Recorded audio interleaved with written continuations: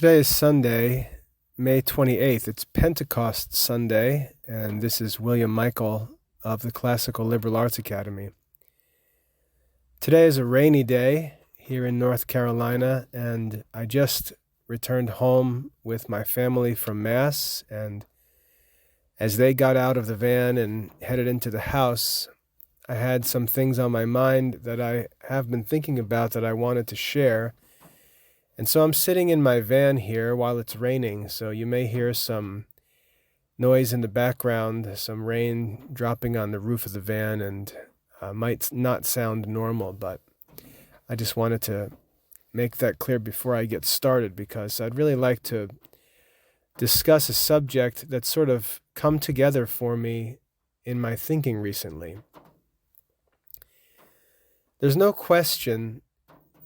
There's really no question. Sometimes I doubt myself on this, but there's really no question that our society in America and throughout the world in many different places is unraveling and spinning out of control. We can see this in Christian circles. We can see this in Christian churches. We can see this to some degree, though much lesser, but still we can see it in the Catholic Church, and we certainly see it in the public square. We see this society unraveling, and two things in my thinking have come together recently that I'd like to talk about, because I think it makes sense out of this and shows us where a solution might be found, if a solution is even possible. I really don't believe that there's any sense in talking about a solution at the societal level. I don't have any interest in talking about how to fix the world, or how to fix our country, or how to fix the church, or how to fix this or that group. I really think that we're at a place where we've got to save ourselves individually. We've got to make sure that we ourselves are saved from this. I think of what the apostle preached at the beginning of the church when he said, "Save yourselves from this perverse generation." I really feel like it's an emergency situation where we're going to be lucky if we save ourselves. And talk about any kind of public action or reform of any sort of larger institution or society, I think is just not realistic. We're going to be lucky if we save ourselves from this. And there's many reasons why I say that. But the two things that have come together for me recently, there's sort of a parallel between what we see in the church and what we see in the state. And these are just my observations, so I offer them because I'd like to talk about them for my own sake, so I can articulate them and really work through them clearly. And I'd like to share them in case they might be helpful, or if I'm wrong about something, there'll be some feedback, and I'll be able to move forward with this in my own thinking. So don't take this as anything more than my own observation and opinion based on what I've been seeing and thinking as a father, as a Catholic, as a teacher, as an American, and so on.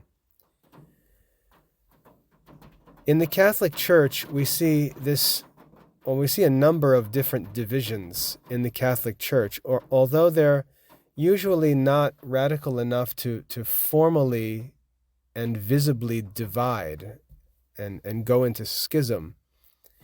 We find something of an in-house division among Catholics, like family members who live together but disagree on things. And the Catholic life is really not supposed to be that way. St. Paul always taught in his epistles that we're to strive to be like-minded. There's supposed to be a like-mindedness or unanimity among Catholics in the Church.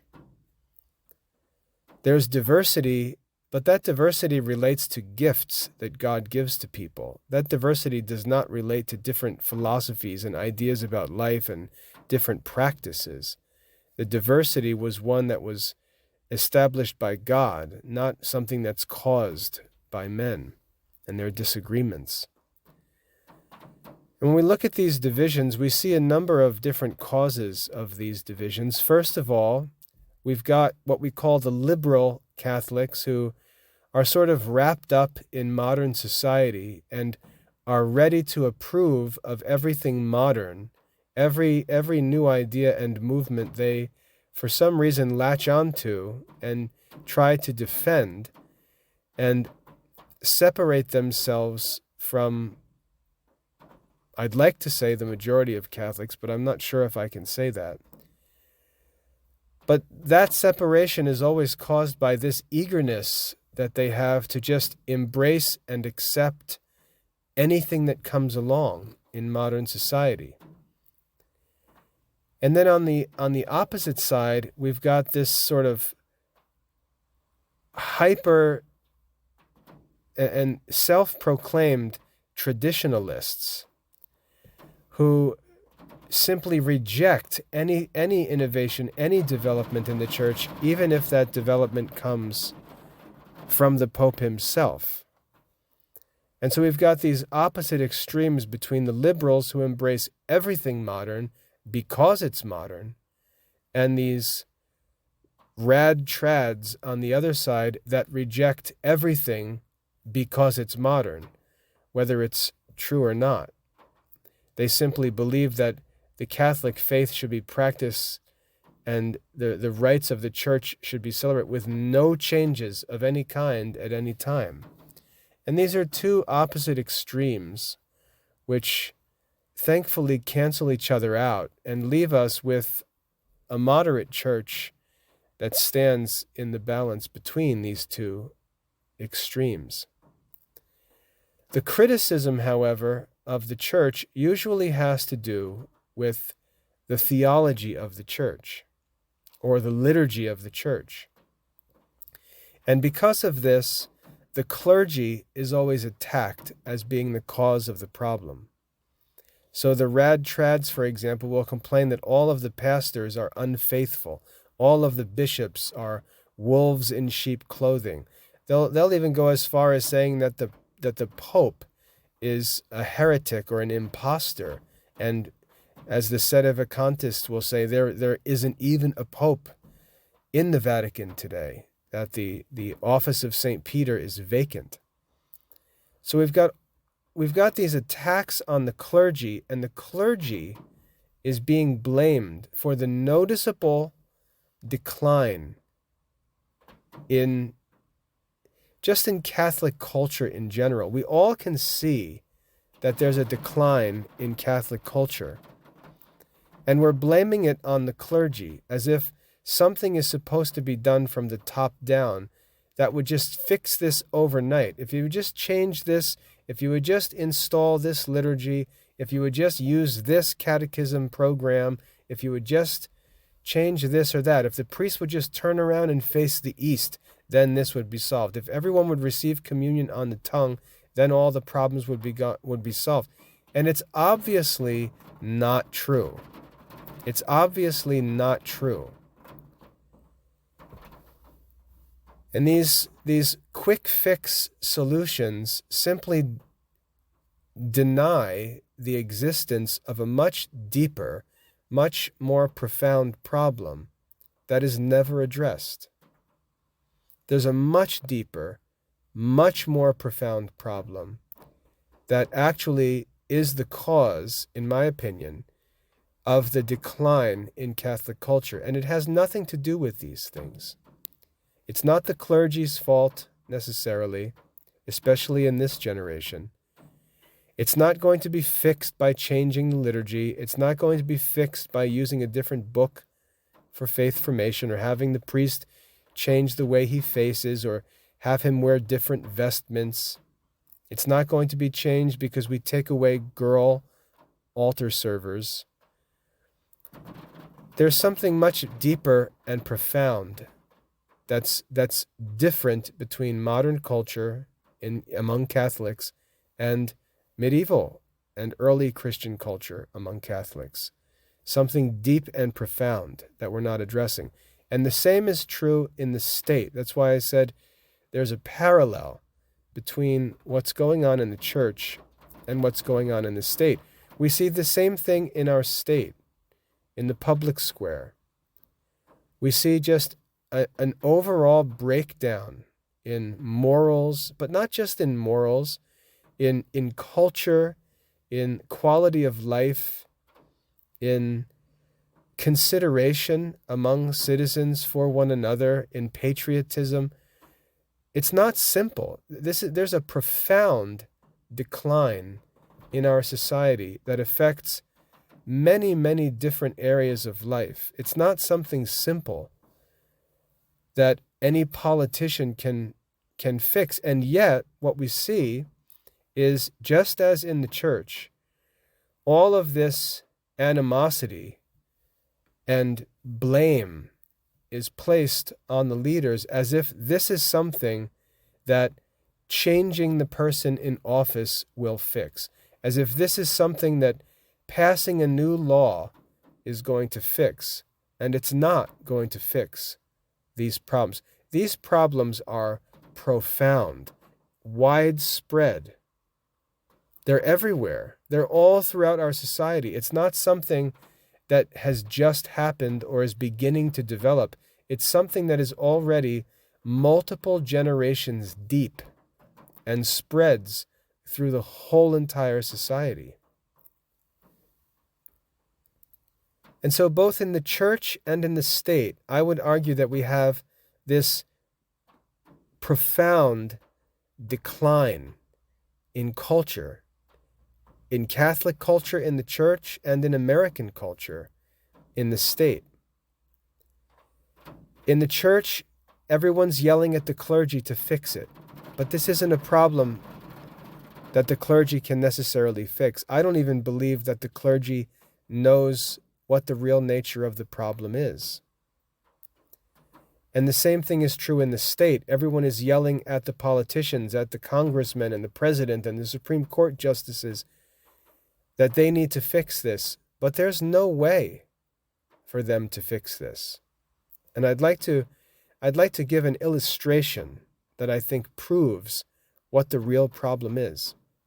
And I'm sure that you've experienced this, and I'm sure that you've been frustrated by this, but maybe you just haven't put these things together yet as to what's actually happening. In the United Kingdom, recently in the news, there's been this African kid who, I guess he's living in England at present, I mean. And he's a punk. He's on social media, and he does all sorts of annoying things. But this isn't an annoying prank like putting a whoopee cushion on somebody's seat or popping a balloon behind somebody and seeing how they react. This kid does really obnoxious, dangerous things for attention on social media. For example, he will randomly walk into people's houses with his camera on just to see their response.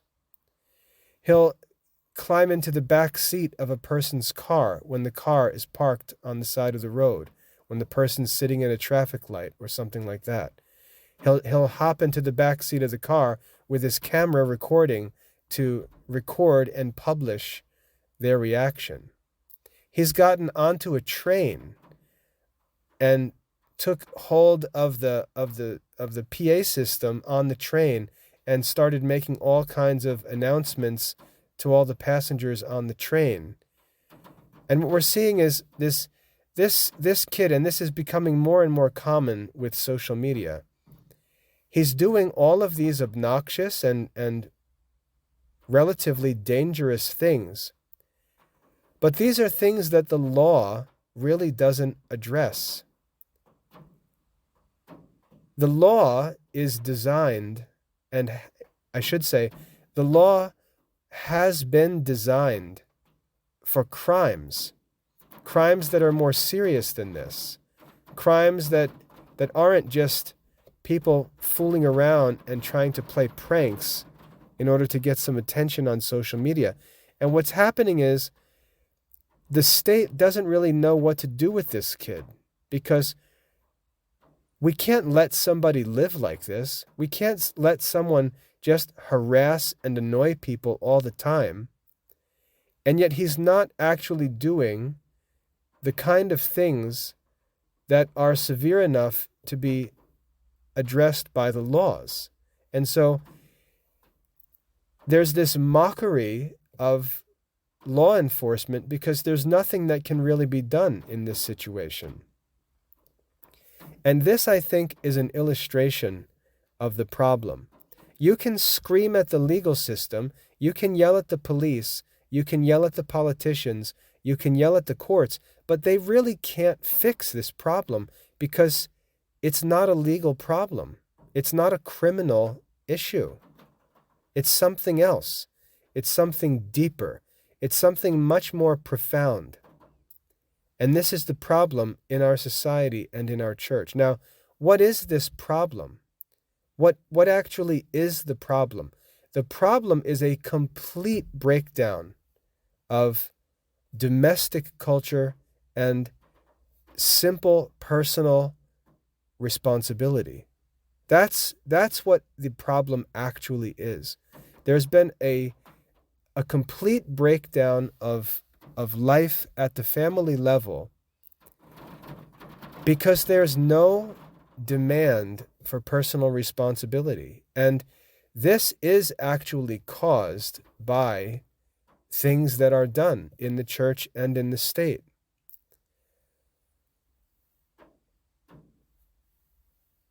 The modern church and modern state took for granted the strict, disciplined culture of the medieval world, even of early America.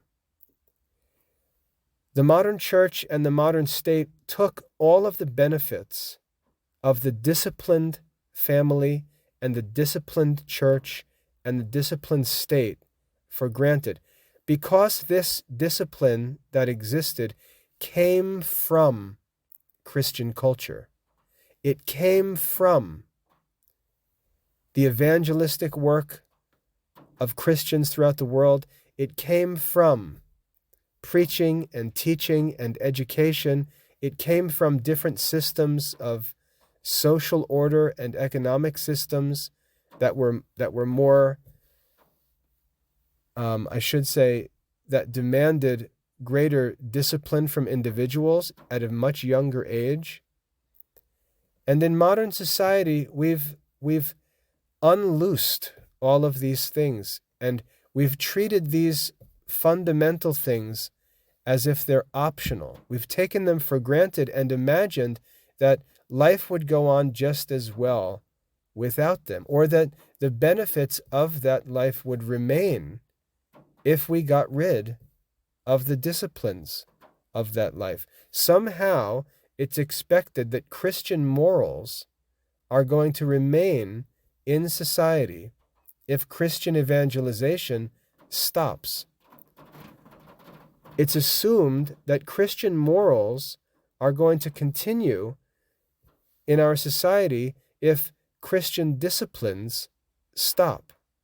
It's assumed that there's going to be a continuous development of music and art and culture if Christian education stops.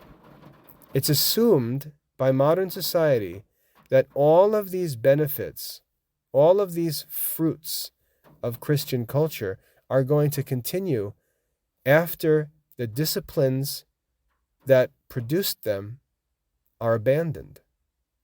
And so what we're seeing is this irrational expectation in the church and in the state of life to continue as it used to be in the good old days, when even the people complaining are not doing the things that their grandparents and great-grandparents did in the good old days, that made the good old days. They know that they're not living the way that the people lived who created these institutions and developed and maintained Christian culture. They know that they're not living like those people, and yet they're pretending that they should be enjoying the same fruits. And so they're frustrated because their lives are getting uglier and uglier and more miserable. And they're blaming it on other people. They're blaming it on priests in the church. They're blaming it on the Pope and on the bishops in the church. And they're blaming it on politicians. But these problems really have nothing to do with the Pope or bishops or priests or politicians, because these are grassroots level issues that are just completely being neglected. And what's happening is it's as if modern society is a beautiful castle built on a foundation of wood, and that wood is being eaten away by termites. That foundation is crumbling, and it doesn't matter how beautiful the castle is. The castle is going to come down because the foundation that everyone in the castle takes for granted is disintegrating faster and faster day by day. And we have to ask, what is that foundation? What is the foundation that's being lost? And I could say, oh, well, it's Christianity, but that's not really true, because we still have Christianity. We're still studying the Bible and going to Mass and participating in the sacraments. We're still reading the scriptures. We're still teaching our kids the catechisms and things like that. There's still Christianity being practiced. That's not the foundation, though, of this society. And when we look at the state, we're still holding elections. We've still got 3 systems of government in our country. We've still got checks and balances. We've still got state governments and local governments and county governments. We've still got the original federal system and state system of government. That's all still in place. We've got a powerful military. It's not like we're in danger of outside invasion. We've got peace. We've got security. We can't blame the government. That's what the government is supposed to give us. And it certainly has given us that, even though it's done so by corrupt means. But we really can't blame the church clergy or the state leadership, because those things are really still in place as they were before. What's changed is the foundation, or what I should say, what has decayed and is being destroyed is the foundation. And there have been a number of important movements that are the cause of this destruction. One of the greatest causes of destruction is the compulsory education laws, forcing all of the children in the United States to go to school full time from the time they're 5 years old until they're 18 has destroyed our society, because 90% of the children in America are idle and into all kinds of trouble throughout their childhood because of this compulsory schooling. Now, the rhetoric behind schooling is that if these children were not in school, they would all be running wild in the streets. That's the argument that's used to justify compulsory education laws. But if that's true, if it's true that without compulsory education laws, all the children would just be loose in the streets, why was it also necessary to create child labor laws that made it illegal for children to work? It was because the children weren't running loose in the streets. It was because the children were working. The compulsory education laws stopped children from working. And when we talk about working, sure, in a major city like New York in the early 1900s, there were factories running. And I don't know if you've ever visited some of these old factories, but they had these um, these belt-driven systems inside where these giant gears and pulleys and belts turned all of this machinery inside. And these places were death traps. It was very dangerous because the industrial technology was just developing and it was dangerous. And there were kids in these factories. So we can understand why they would want to make some regulations, at least, with regard to what the kids were being asked to do in those factories. And we can understand that they didn't want business owners employing children and paying them pennies so they could save paying adult workers a reasonable wage and just using children for profit. We can understand why there need to be labor regulations like that. But compulsory education made it illegal for children to work. And so we had the early American culture, all of the children taken out of the fields, taken out of the farms, taken out of the factories, out of the villages, out of the shops, out of the houses, and sent to the schools. And it was compulsory. It was legally mandatory that they do that. That was one of the developments in modern society that has caused part of this destruction. We've created a terrible, idle youth in our society. Because as old philosophers say, even modern philosophers like William Cobbett, 90% of human beings are going to have to work with their hands. And the way that you learn to work with your hands is by working with your hands. And you're rewarded for diligence. You're rewarded for showing up for work. You're rewarded for paying attention. You're rewarded for working hard all day. You're rewarded for using your brains and trying to find better ways to do things. But you start with work and your whole life is sustainable from day one. Modern society doesn't have children growing up in a sustainable way. Their entire life is unsustainable.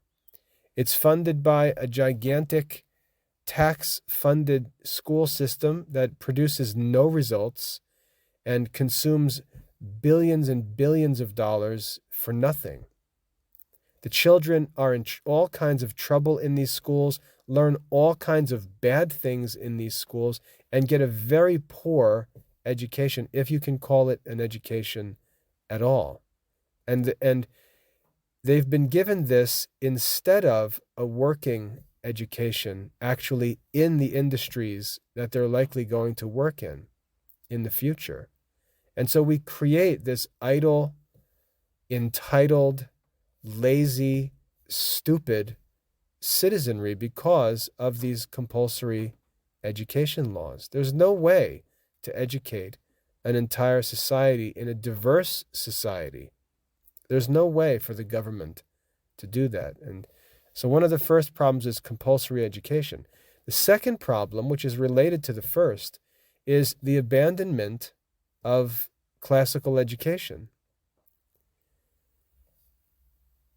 Classical education, and when I say classical education, I mean the study of the 7 liberal arts, the study of Aristotelian or scholastic philosophy, the study of Catholic theology. Classical education was the source of modern culture. It was the source of everything good in modern civilization. There was a strong working class of people that worked from their youth. There was a smaller number of people who were sent to school for what were called learned professions, and they were given classical education. They were made to be philosophers who could work in any area of life. They could be priests, they could be politicians, they could be managers of households. The philosophical education, the theological education, the grammatical and rational and rhetorical education that they were given equipped them for any kind of vocation, to be leaders, to be people who direct temporal affairs according to God's will. It's why there was so much interest in religious vocations. It's why there's so much interest in learned professions. It's why Christianity ran medieval society, because of classical education. So not only is there compulsory education in modern society, but it's a modern, untried, experimental philosophy of education that has been made compulsory for all children. And so 99% of the American public has received an experimental modern education that never bore any fruit at any time in world history. And we've simply put all our eggs in this one basket. And we've dropped the basket and everything is shattered because it's a failing educational system that is not capable of providing adults with the wisdom and understanding of their own souls, of politics, of morals, of the natural world, and so on, that they need to be able to manage temporal affairs wisely. There's not going to be any music. There's not going to be any art. There's not going to be any education. There's not going to be any great writers. There's not going to be any new epics or masterpieces of human literature, because the source of the learning which equipped the men to become those writers and artists and musicians is gone. That's the problem. The education is not even being given to the children, at least some of them, that was responsible for all of these things that we now admire and talk about. I noticed this yesterday as well, to give another illustration. I was at my daughter's ballet recital. We were there for a few hours, and everything is beautiful. Everything is beautiful. The dancers are beautiful. The music is beautiful. The whole place is in good spirits. All of the parents are supportive. It's a beautiful place. It's a great group of people to be a part of. But one thing becomes very clear, at least for my daughter's school, where she goes for her ballet instruction. The teacher is getting older. They actually celebrated her 30th year of her dance school at this recital on Saturday. This beautiful woman who runs this ballet school is getting older. And you can see that she's a real gem, and she's not going to be replaced. And you can see this beautiful dance school and all of these beautiful dances and these beautiful girls learning such excellent skills. But you can see that the source of all of this beauty, this teacher, is getting closer to her end, and there's no replacement. As you listen to the music, you realize all of this music was written by past generations. There's no new ballet music being written. All of this music is old, and it's slowly falling out of use and public knowledge. And so, even though you can enjoy the beauty of these things, you can feel that they're declining. You can feel that this culture is dying. You can feel that this beautiful European Christian music and dance culture is declining. And it's funny too, because as you watch this recital, they've got children in different kinds of classes, and while they focus on classical ballet, which is what my daughter participates in, but they've also got tap, and they've also got what they call hip hop or modern dance. And it's funny because as we go through the routines throughout the course of the recital, the modern dance group will come out and no one really pays attention. The tap dancers will come out and no one really pays attention. But as soon as the ballerinas walk on stage, everyone is gasping and applauding and excited. Everyone is there for the ballet because it's beautiful. It requires so much skill. It requires so much practice and training. And when you see these girls and boys, when you see them go through these routines, you can admire their achievement because you know how much work they've put into it to be able to perform this routine. And it's beautiful. And I feel a love for this culture and a longing for it, but at the same time, I'm aware that it's dying, and it's probably not going to be around for much longer. The classes get smaller and smaller, the skilled dancers get fewer and fewer, and the teachers who know the theory and have practiced it themselves, they're dying. And we can see that it's this underlying culture of education and training and discipline that's dying, and it's taking all the culture with it.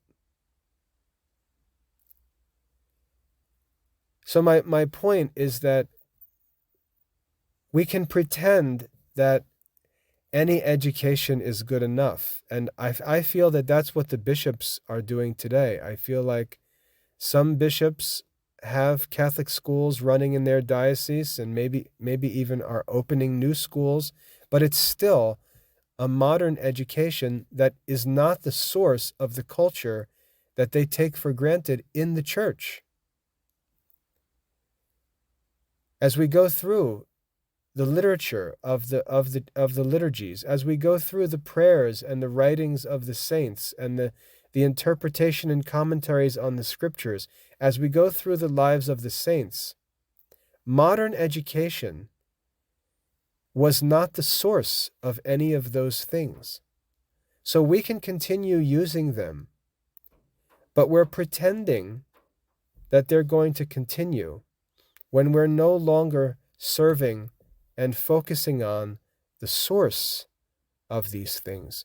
And as we all know that society is going to continue to change, and there are going to be new problems that have to be dealt with, there aren't going to be those wise men and philosophers who are able to adapt while maintaining the principles and come up with new products, new services, new translations, and so on.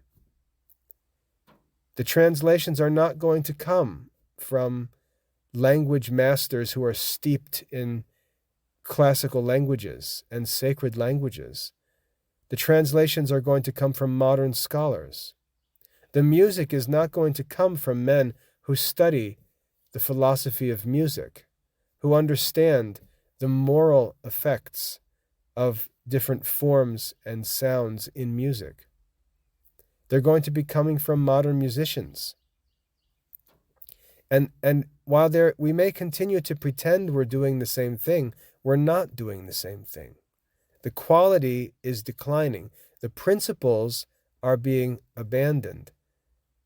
And everything is moving away from where it was. And we can all feel this decline.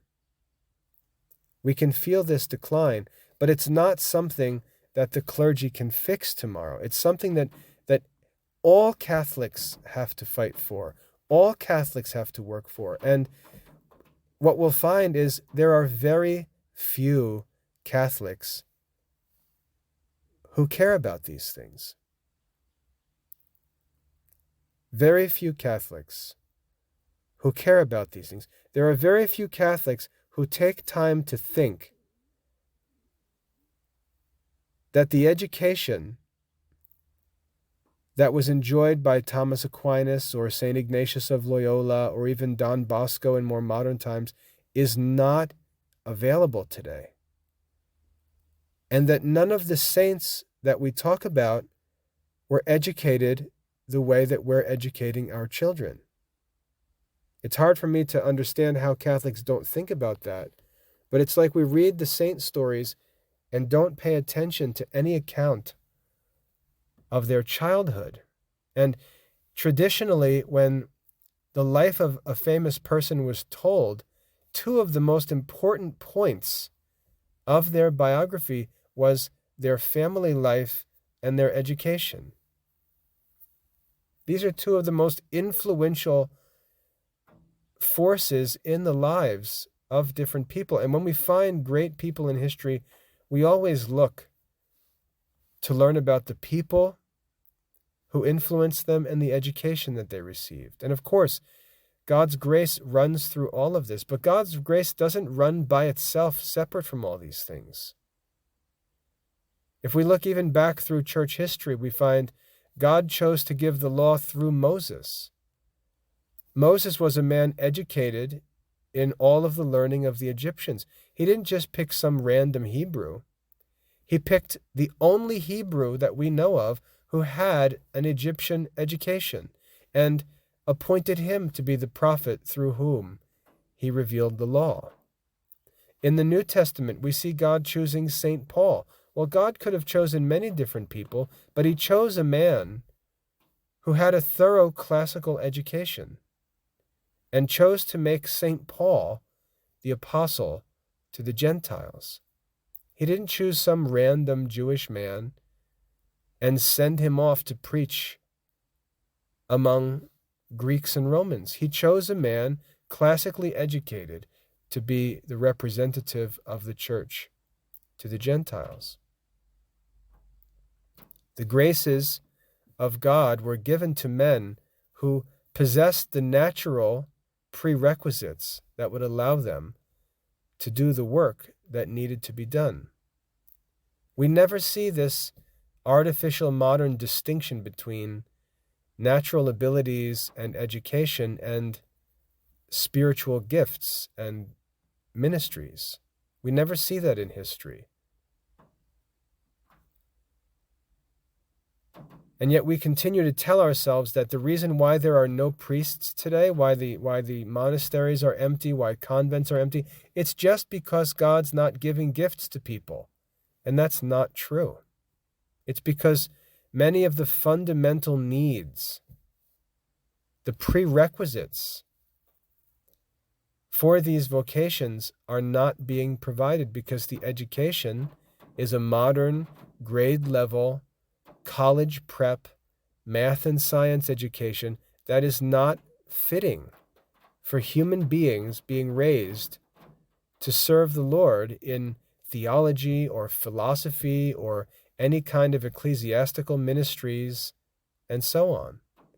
There are no children being formed for these vocations. And I know there are some, I'm not denying that there are some, but there are an inexplicably insufficient number of young men and women interested in religious vocations. And that's owed to their education. The same thing is true in the state. The assumption, and we always hear people say things like James Madison said that America would only work if there was a moral citizenry. Okay, well that's cute, but the problem is there is no longer a moral citizenry. Because morals and this fake idea that morality can be cultivated without philosophical or theological instruction is just nuts. Schools that teach a modern math and science curriculum are not going to raise children who are strong morally because it's not even part of the curriculum. This isn't my theory. This is simple curriculum fact. The children are not even taught morals in modern schools. The children are not taught the laws of their states. They're not taught the laws of the country they live in. They're not taught Aristotelian moral philosophy. They're not taught to understand that virtue is the source of happiness and that virtue is a mean between two opposing vices. They're not taught any of these things. They're not taught to discipline themselves. They're not raised in a spirit of temperance and justice So if it's true that James Madison said that the federal government that he helped to design would only work if the citizenry was already moral, that is, if personal and domestic order was already in place, this American Constitution, this country created by the Founding Fathers, would not operate. Then how can we pretend that the problems are to be blamed on the politicians when we know that the foundation on which this society is based is completely destroyed? And when we look at these two problems, the reason I said before, I don't believe there's any way to fix them in some universal way. And this is what people will always try to do. You can go to a school conference or a church conference or a politician's rally, and they will always talk about how they're going to do this and that at the class level, at the universal level. We're going to change this in America. We're going to change this in the church. We're going to change it. I don't believe any of that talk is true. And I believe people engage in that talk only to avoid the actual work that's before them. Because it's easy to talk, and this is what politicians do. They talk about all of their plans and intentions, all of which are impossible for them to effect. And then they simply blame the failures on their political opponents. Well, if the Republicans would have voted for this, what I promised you would have been yours. But the problem is that half of the Congress is Republican, so that never was going to get passed. And you dummies all fell for it at election time. All of this sweeping talk, we're going to end poverty, we're going to end hunger, we're going to end abortion, we're going to end all of these broad, sweeping, universal statements are just an excuse to not deal with the gravity of the situation. There's a principle that you cannot give what you do not have. And the problem among us today is that the things we talk about giving to other people, we don't have ourselves. We don't have these things. I'm 48 years old.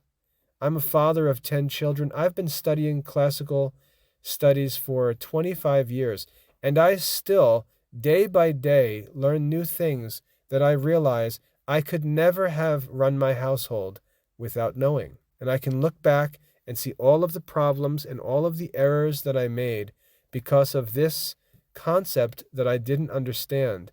And there was no one, and even to this day, there is no one who could have taught me that and helped me to avoid those errors. We don't have the knowledge ourselves that we need to be good Catholics and good parents and good spouses, important workers in the world. We don't have the knowledge we need to even understand when we're 18 years old why we should choose a religious vocation. We don't have the prerequisite knowledge for these tasks, for these responsibilities, for these decisions. And we've got to, at some point, stop continuing to just keep moving and staying busy. We've got at some point to deal with this problem because it's only going to get worse. A good illustration of this in our society is when we look at the government, and we see that back in the 1930s and 40s, there was such incredible investment in the infrastructure of our company. They built sewage systems, they built highways, they built railroads, they built electrical systems, telephone systems. So much was invested in infrastructure in history And that made America a great and prosperous nation. Infrastructure issues were never a concern. You can hop in a car and drive from New Jersey to California with no thought of there being any trouble with roads anywhere in the entire country. Our country invested wisely in its infrastructure. Today,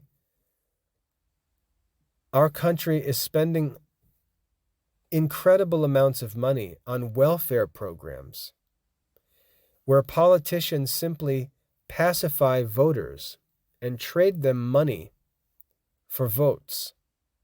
And we're watching as the infrastructure in this country gets older and begins to break down.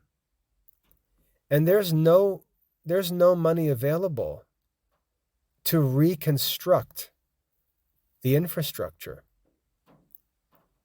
And so what's going to happen when we've already got high taxes and all of this tax money dedicated to the welfare class that's just living freely at public expense for the sake of votes? What are we going to do as the infrastructure breaks down and this lazy life, this fantasy life, can no longer be lived? We're going to run into a crisis. The only way that that problem can be solved is by all Americans agreeing to work together, to sacrifice personally, to lower their standards of living and their expectations so that our country can invest tax money in infrastructure, which doesn't really affect our life in any sort of superficial way, doesn't please our senses. It makes our toilets flush better. It makes our roads safer to drive on. It makes our electricity more efficient to deliver. But it doesn't really make us feel better. It would take a whole generation of Americans to be willing to sacrifice comforts in order to improve the real infrastructure in our country. And Americans are not going to do that. They're not going to do that. And we see this through the church and through our entire society. We see people who are living comfortably, luxuriously, as things are, even though they know that the foundation on which their easy living is built is corroding under them. And they pretend they have no responsibility to stop, sacrifice, and fix these things. And this is why the problem is just going to get worse and worse, because no one is willing to sacrifice in order to stabilize and refound these things upon which the church and state depend for their, let's be honest, for their beauty, for the culture of these institutions, for the goodness of our society, and so on. And that's why I say I don't believe there's going to be a solution to this, because I don't believe you're going to get enough people willing to sacrifice voluntarily in order to fix these things. I think the collapse and destruction is just going to happen, and then there's going to be no alternative, and it's likely going to be imposed upon us by somebody else because we're not going to do it ourselves. And it's all just going to fall apart.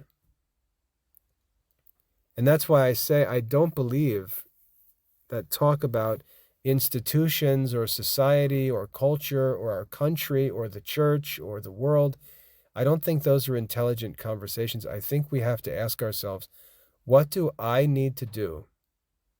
What do I need to do to fix these problems in myself? What do I need to do to fix these problems in myself, in my own life? How can I pursue an education that actually restores this foundation and allows me to live like a saint in the modern world? How do I fix myself? Because fixing society is impossible. And the only way anyone's going to fix a group is if he first fixes himself. And this is what we should be thinking about and talking about and so on. How can I fix myself? And then the things that we actually control, our own families, our own businesses, our own households, and so on. We need to run them the way things should be run. We can't do things just because other people are doing them. We can't just go along with everyone down this river of human custom that's rushing off a giant cliff. We have to look at ourselves individually. We have to look at ourselves as heads of households, as heads of businesses, or maybe just managers of departments of businesses. And we've got to learn to fix ourselves and do our own things right, because this society is crumbling, and it feels like it's crumbling faster and faster. The problems that are developing are not going to be solved by the policemen. They're not going to be solved by the politicians. They're not going to be solved by the priests or the bishops or the popes, because these things are natural things. These are fundamental things. I just talked about this in a recent talk, why God does not help us. Because we're not doing things that humans are supposed to do and that many humans did before the church was even established. We're not even doing natural, reasonable things. And this is why I make the argument that we need to focus much more on the study of philosophy and stop spending so much time talking about theology, because most of us have much of the theology figured out, and there's no foundation of philosophy at all. And if you think about it, divine revelation, as I said before, was always given in a context of sound philosophy. The philosophical foundation was assumed when divine revelation was given. And we're operating today with the icing, as it were, and no cake, or with the butter and no bread. We've got to get back to working simply. Saints talk about fasting and watching and living with simplicity, devoting all of their attention and energy on doing the essential things. Like Jesus said, one thing is necessary. And we've just got ourselves spread out all over the place in a million different directions. And the sum effect of what we're doing is zero, maybe even negative. And we're just not doing the essential things. I'll leave with one last illustration, because this is also a sign of the times. There's a lot of talk about hobby farming, and people who live in suburbs and cities will talk about how they wish they could just go out into the country and live a country life. And these people have been raised in this suburban consumer culture. And so they go out into the country with that same culture still in them. They don't understand how to live in the country. They don't understand how rural economy works. They go out into the country as suburban consumers, and they have stores like Tractor Supply and some of the box home improvement stores that just sell stuff for them to use on their farm.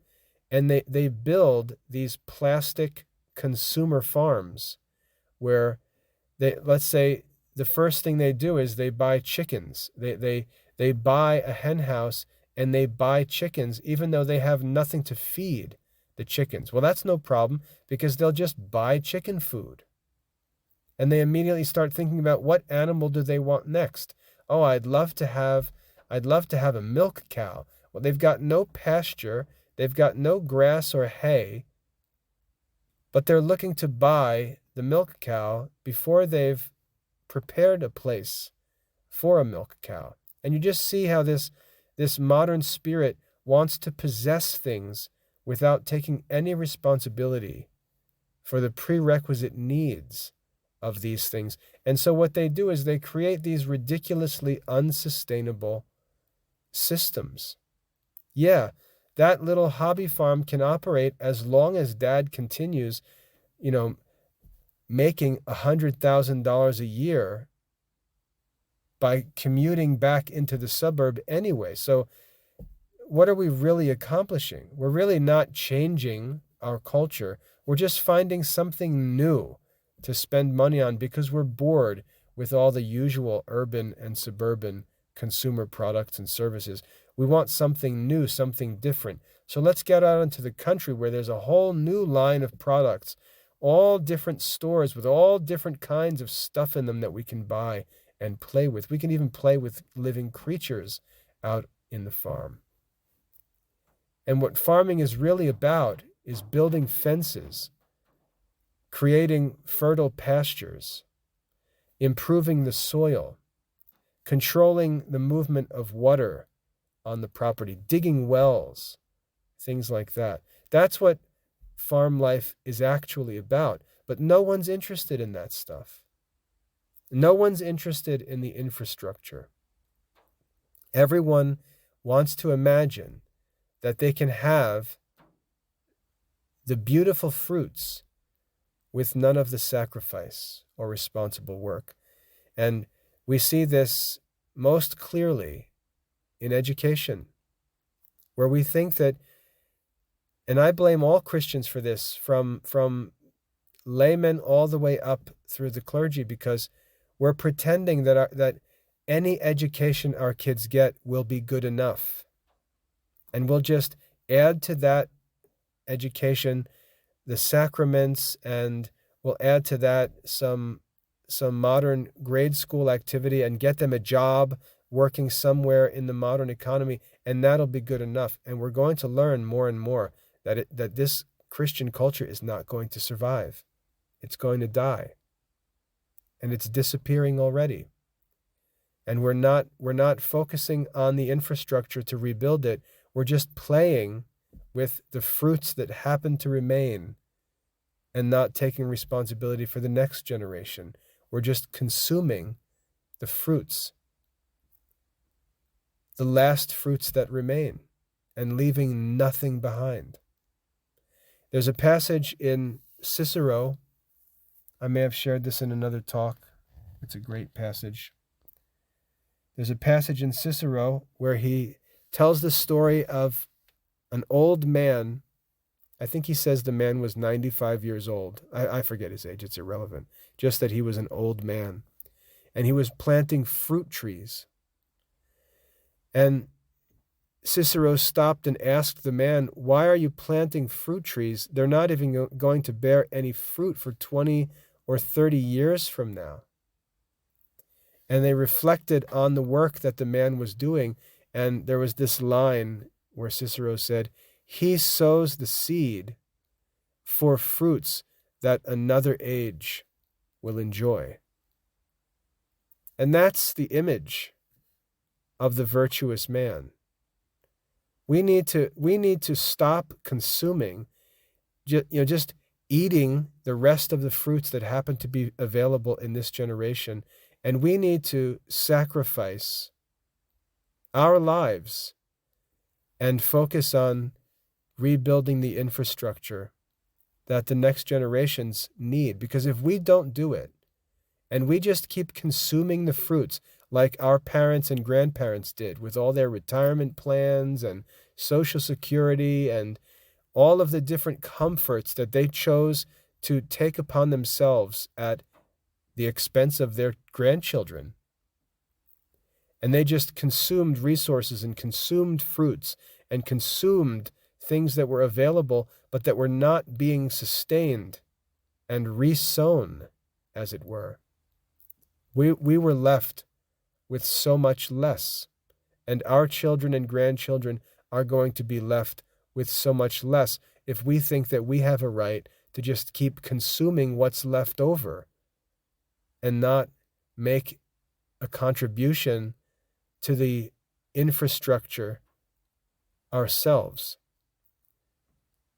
Recent generations have been a terrible example in this, and we've got to choose a better course. We've got to imitate the saints who sacrificed their own lives and their own pleasures to build Christian culture from the bottom up, to do the work of the infrastructure, because that's what's lost.